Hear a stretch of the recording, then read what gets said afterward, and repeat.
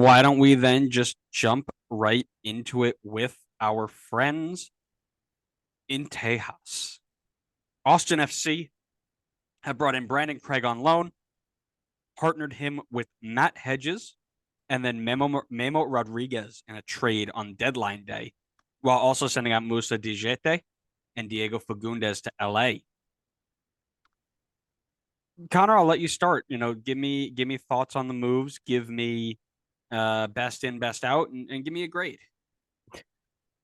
Just a quick question for you. Was it No. was it LA Galaxy that had the domestic restrictions, or was it Austin FC? Because what is with this transfer window and every move coming in being from a domestic team?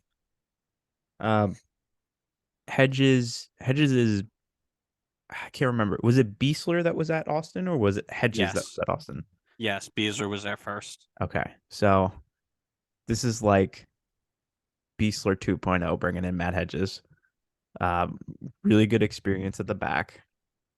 Great to see him get out of Toronto in that disaster of a situation. Really like them bringing in Brandon Craig, but I don't want to speak too highly on it because then he will be trash. Um, I would imagine they went heavy on the center backs considering Väisänen's injury. So I think that makes sense to bring in Hedges. You have Cascante and then obviously Kip Keller and Brandon Craig now to get into the mix. I think it's a really good mix of center backs. Um, and then bringing in Memo Rodriguez is another good depth piece. I don't know if I would see.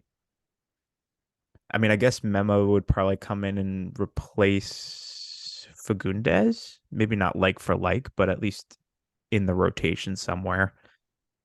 And then I think that's about it in terms of coming in, right? And then they lost Fagundes. I would say Fagundes is their biggest loss. He seemed to really do well in Austin. I'm a bit surprised they let him go. It doesn't even seem like they got much for him. I see like 273K euros, but I imagine there's probably add-ons and stuff in there. But still, Fagundes is obviously extremely experienced in the league, and I thought was doing a good job in Austin, racking up assists like crazy. Kind of surprised to see him go. I mean, he's definitely my biggest loss for them. Biggest gain, I'm gonna go with Hedges in the back. I think that experience is going to be super helpful for Austin. Um, a team that has turned their season around pretty well, had some a team that's had some very big low points this season.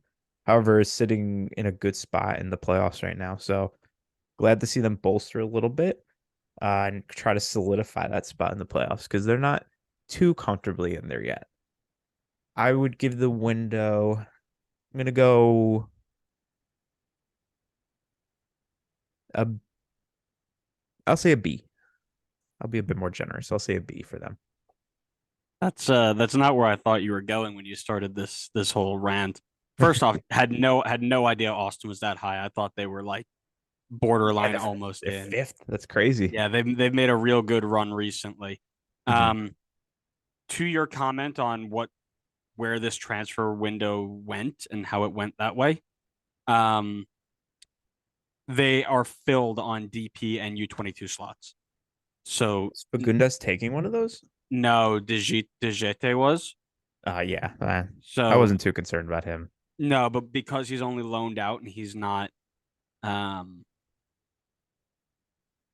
It's not like it still counts it towards the still books. counts. Yeah, I guess they might have been able to do one with Colmanek going on season-ending injury. Um, but they're tied up. They couldn't do a lot of work. So um, I actually really like the window for them. The Memo Rodriguez Diego Fagundes trade actually looks really good. You mentioned what happened. They basically flip flop players, and then the incentives if Fagundes hits certain requirements gets them up to 900K GAM, which is a really good Okay, return. yeah, that would be a very good return. That Yeah, plus Memo Rodriguez is definitely good. right. And LA got, and we'll talk about it when we get there, but LA got Fagundes and up to 300K GAM, depending on what incentives are met. Gotcha. So Okay. I like Brandon Craig. I mean, my biggest problem with him right now is I don't think he's getting looks at the moment on loan with with Austin. I'm gonna just double check here really quick, but that was Yeah, I can't the imagine he slots in as the starter ahead of mhm. Hedges and Cascante. Yeah, he hasn't played at all for Austin yet, and now they've brought in Hedges and that. So, the original thought was, okay, we've got our U20 center back who's about to get into a place with a bunch of injuries so he can get real legitimate minutes, and they bring in Hedges and basically bump him down again. So it's a little bit underwhelming for me. Um, True, but Hedges is a good guy to learn from too, though. he is, but I think it'd be better to learn in the other direction, meaning that he starts and Hedges is either next to him or guiding him like from the bench and saying, "Hey, I'm watching your game. I need you to, you That's know, fair. just little things like that because you can only learn so much from sitting and watching, right? You need to be Yep. involved in it. Um, Outside of that, I'm okay with it. I think again, they were kind of handcuffed with where they needed to be. Like you mentioned, um they're in a good spot already with the standings. They're going, they've got a game in hand on a couple teams already. So they can get even closer. They've got just about 4 points from the bottom. I mean, it's tight. They still need to push, but I think they're in a good spot. Players are starting to click, and they've done well with the roster moves that they can get.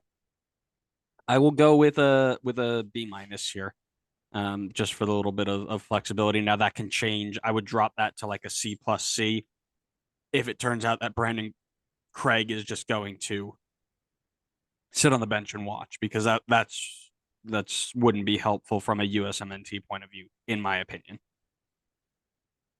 Of course. Thanks for agreeing with me, man.